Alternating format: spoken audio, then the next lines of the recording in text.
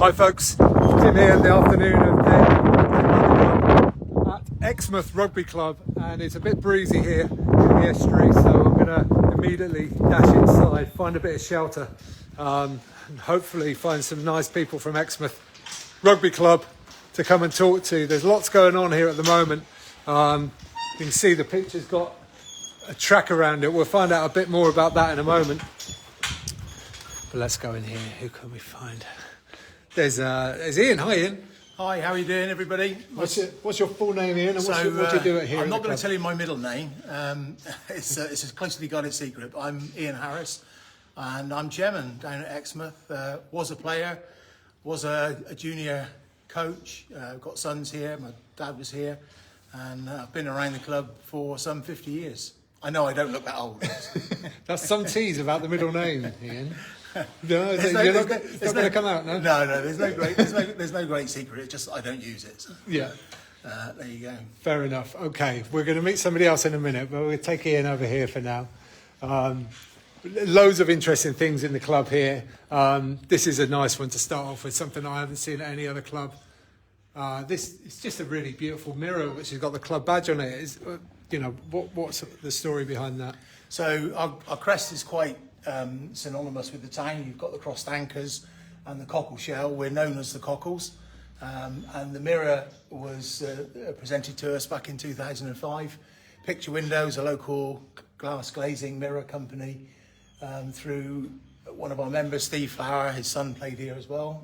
You'll get a theme here with fathers and sons and great relations. Was presented to us, and it takes pride of place over our bar. 1873 was the year that we were founded, and we've got a very important birthday coming up, 150 years. So it's quite exciting times down here. Yeah, that must be brilliant. Roger, why don't you come in as well? Yeah.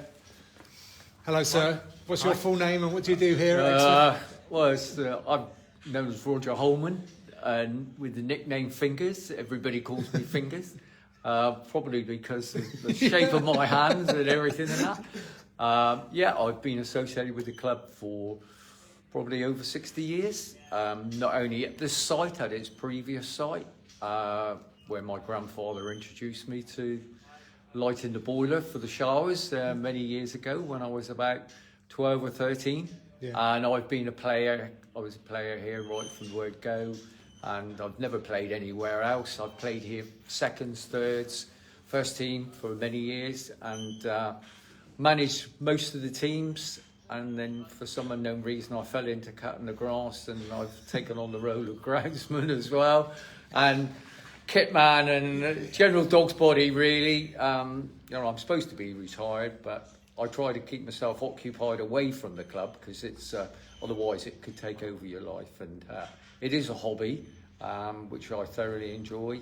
I got elected president only a couple of months ago, 4th of August, but I'm a very player-based person, so all the official duties and things like that are coming a bit hard, because I'm just not that sort of person. I sort of be out with the players and on training nights and enjoying their company, and that's not saying I don't enjoy having a few beers and that, but I just enjoy being with the banter and that they give me and I give them. So it is quite so I've been here a long time. So is there anything you don't know about Exmouth Rugby Club?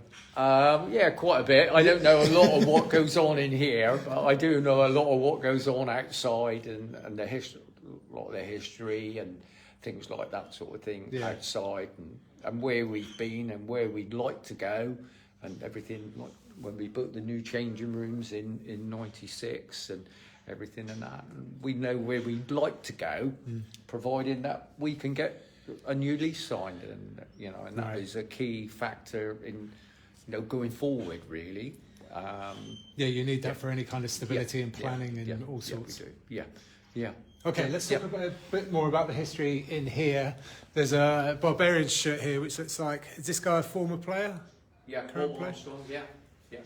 Bob Armstrong he's been part of Exmouth Club. He played here for many years, and he played at Exeter Chiefs and Bristol, like all the naval sides. He was a Marine, and a typical, if you were good at sport, like he hardly ever did any work because he was always away doing, rugby and that for the Navy and different things and that. Yeah, his son played here. And that, so that's another father and son thing. And and his daughter Kaylee also plays for Exeter Chiefs. Right. So to have a dad that played Exeter Chiefs and then a daughter play there when they first became professional was a pretty exciting time for the family, really. Yeah, God, I can imagine. Yeah, now, I wasn't expecting to see this one here. So this is a really interesting story, I think. This is a full England shirt here on the wall, and it's Mr. Joe Launchbury. There he is there, and I'm just going to pan across because he's in this photo, and none of us here are entirely sure which one he is. We think it's this guy here, but we're not entirely certain. So, can you tell me the story about Joe and why he's on the wall? Yeah, here? Absolutely. I mean, Roger will probably know more because he's been here longer, but Joe's father was in the Royal Marines and was stationed at the Commando Training Centre in Lympstone, just up the road, and was deployed down here. And Joe, as part of his rugby development, played for us, coached by John Stone. John and Sue Stone also worked behind the scenes here quite extensively on a number of things, and through friendship, really, Joe's mum and Sue kept in touch and presented his one of his England shirts. You can still see the mud on it as well. Yeah. Still got a little bit of mud on it. Authentic mud here. And a little badge that authenticates it in recognition of our contribution to his development. Nice, from England Rugby, great stuff. It's a fantastic thing for us. Hence, it's taken kind of pride of place in the big room, in the main room. Yeah, for sure. Okay, but talking of rooms, shall we go into the next room? This is the Tony Wright room. Let me come over here. Roger, do you want to just say a few words about Tony before we go in? I was here, and like all his family, all his children played rugby here. I've just got 4 sons. They all played rugby here, and Tony was one of the founder members of our junior section back in the 70s. That's really early, isn't it, for minis and junior section? Yes, it was. Yeah, it sort of started off with him and another of our life member, Gordon Warren, I think.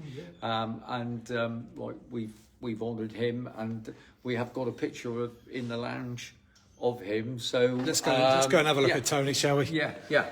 So that's him up there. Here he is. He was a keen fisherman and boater and that sort of thing and that. So yeah, fine looking fella. Yeah. The other thing we wanted to have a quick look at in here was his caps as well. See if you're going to be able to get a good shot of these with the mirrors.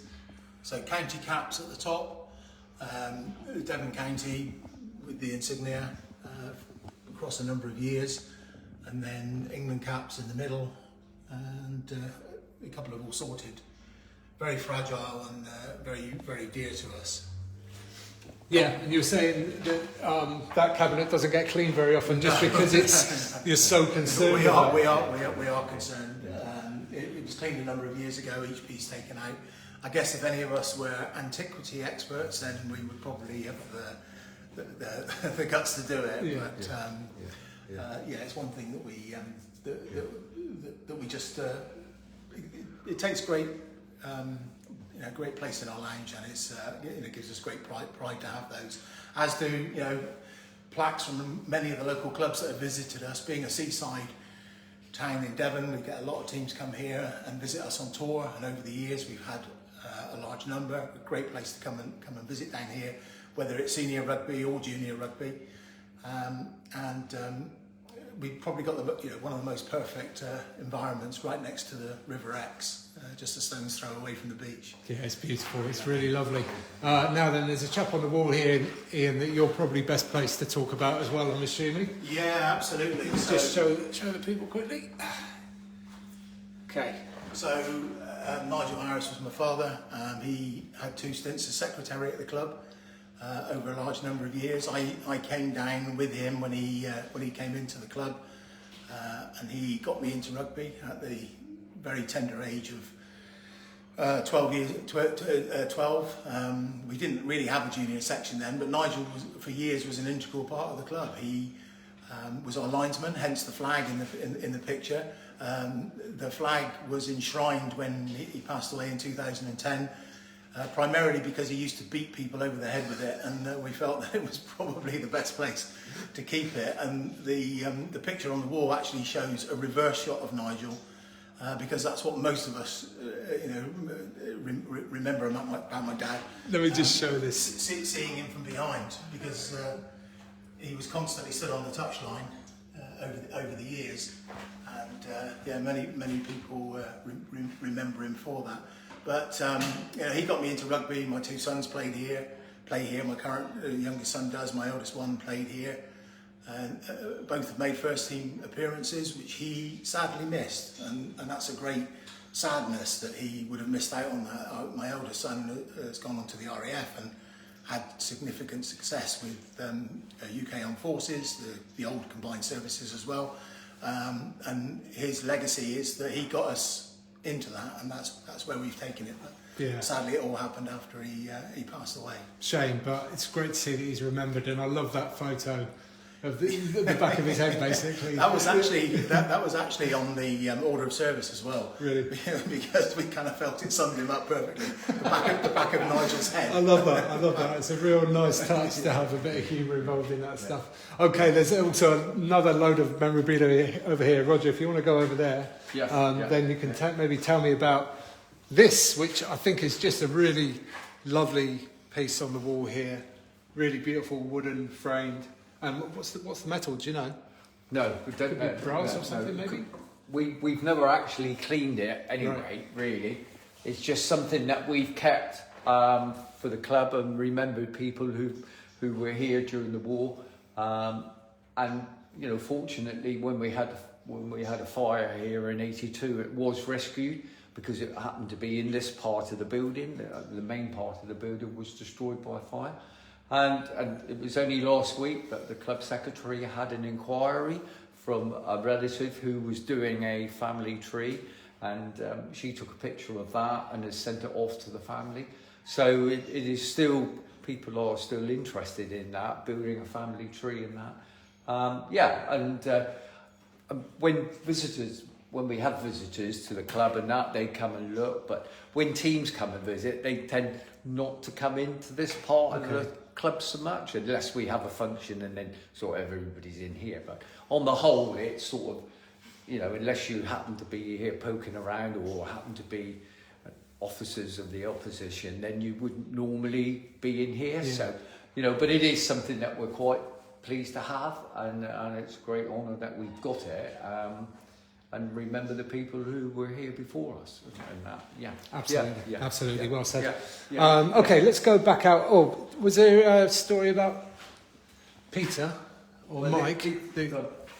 So I alluded earlier on to the same names that keep cropping up in pretty much every rugby club. You'll usually find that there's grandfathers, fathers, sons. Not so much Peter Horn Wilbur. People will remember him certainly around Exmouth and the clubs that we played. Mike Price was just one of the true gentlemen of rugby. He was front row. He was definitely dark arts. His son Graham played here and captained the first team, as a number of sons of fathers have done. And really, he's just intrinsically linked to the heart of the rugby club, so much so that, similar to Nigel and Peter and Tony Wright, we keep their pictures close to us on the wall as a reminder of the days that we've had with them. Mm. And I love that bit at the bottom, a true cockle. A true cockle, absolutely. We're all true cockles. It was funny because Mike and Ian, Mike and Nigel were really close friends. Right. Yeah. Very close friends and that. So. And you build friendships, and like Nigel, I met not through rugby, I met through working for the health service when I worked for the health service many years ago, and then we sort of he came here and lived locally, and that was it. And a friendship is born, isn't it, through rugby, and like a lot of my friendships have been built through rugby, and you know, and the last 18 months, like when you're not seeing people, and that has been really difficult. And we did that piece for the rugby paper. I don't know whether we did a piece for the rugby paper because a reporter for the rugby paper happened to come to Exmouth, and I left on the corner the fixture of Saturday, March the 14th. Right. And it was Western-super-Mare, and I left it there like for almost 12 months to remind people that that's when we played, and the person from the rugby paper got off the train and he saw it and he contacted us, right. and he did a piece for us, didn't he, in the rugby paper. Very good. I mean, I guess the feature was, you know, how has a grassroots community rugby club survived during lockdown? A year since the previous game, and we're probably no different to many other clubs. We didn't have any income streams. The clubhouse was closed. The place was desolate. We had several attempted break-ins and damage calls because there was nobody around. You know, our sponsors, we're in a hospitality-led area, so our sponsors were having a tough time. So once again, revenue streams, but at the heart of it, the club was still here, and the heartbeat kept ticking and kept ticking and kept ticking. And we've come out of it in a strong place. We've got some of our club members outside currently building a barbecue. You probably heard that earlier as I was walking through. We've got a barbecue station. A few of our rugby playing lads have been over on the gym roof, putting a new roof on. You know, all of these things that we've managed to keep doing and restart the heartbeat of the club a little bit quicker. And you know, whilst we went into sleep mode, we're now we're very much like you're running. Probably, you know, your heart rate starts to quicken a little bit when things start to go downhill a little bit. For sure. Okay, we'll come in and talk about more of that in a second, but the bit you mentioned there about lifelong friendships has just reminded me about something else I saw on the wall over here, which I'd love for whichever of you would like to talk about it. These fine gentlemen enjoying a day out. Who are these guys? So they're our CLOGS, Cockles League of Old Gentlemen supporters, and they are a fairly unique bunch, really. They've sponsored players, they travel to occasional away games on a bus, they have a fine lunch, they watch the rugby, they enjoy the rugby. They do a similar thing down here. They have their own AGM, they have their own rules. They have their own AGM? their own rules, their own rules and regulations.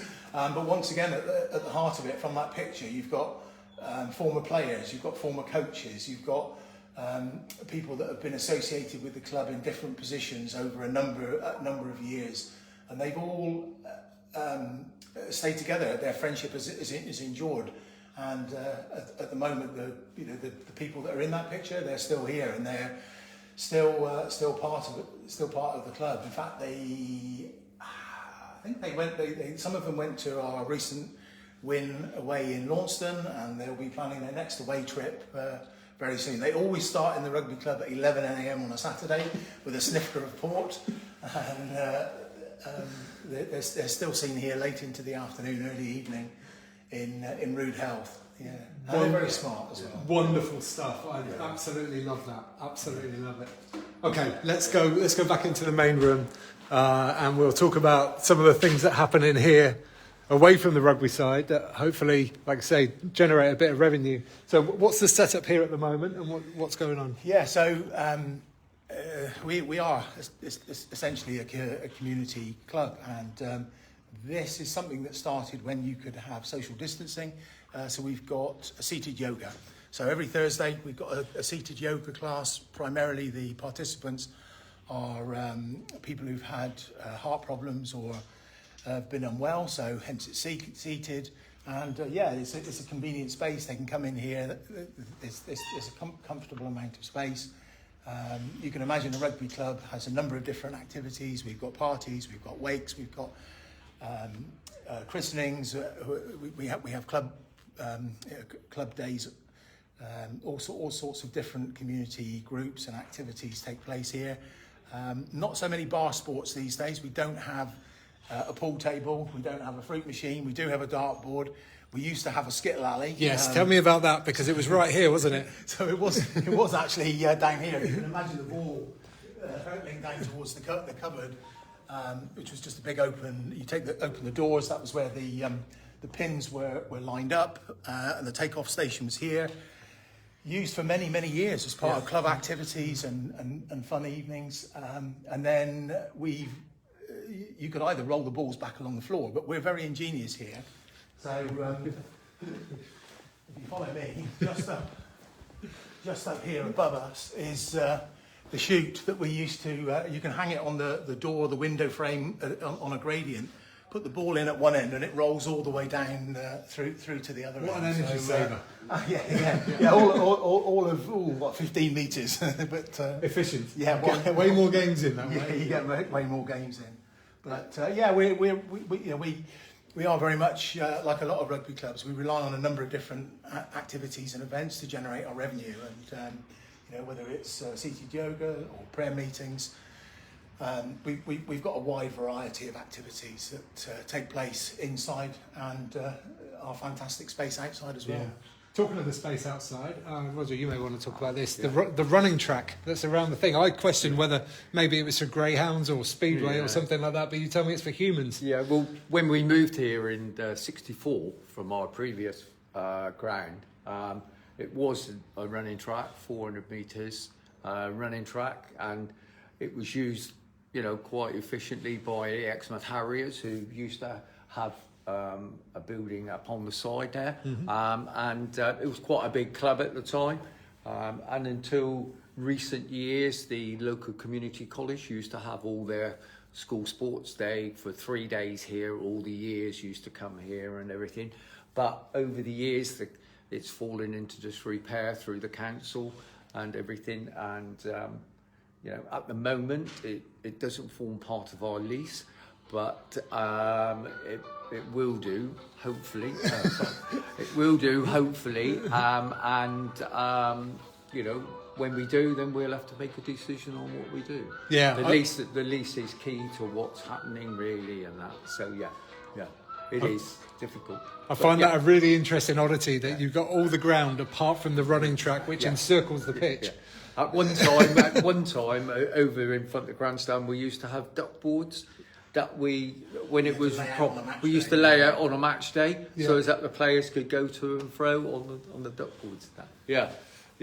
So. Well, listen, fellas, thanks so much for showing me around today. It's been a real pleasure meeting you, and I'm loving the plans that you've got for the future, and hopefully I wish you all the best. So hopefully it goes well. Thank you so much, and good luck to you in your next stage of your journey. Still plenty of way to go. Okay, thanks, fellas. Okay, lovely. Thank you very much. Okay, thanks everybody for watching. That's been Exmouth Rugby Club, and they're building some nice things here. That's the barbecue that we were talking about just outside there.